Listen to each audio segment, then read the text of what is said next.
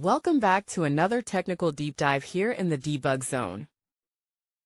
Today we're tackling a big question and breaking it down with insights from other users. Hopefully this clears up some misconceptions and helps you get the answer you need. So buckle up, stay a little curious, and let's jump right in.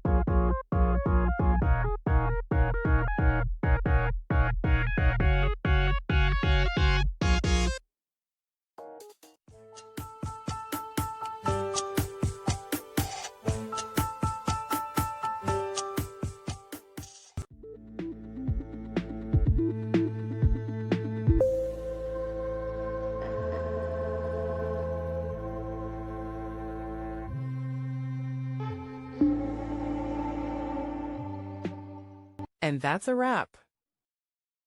I hope you found the answer you were looking for. If you did, take a second to hit that subscribe button. It really helps out. And let me know in the comments which solution worked best for you. See you next time in the debug zone.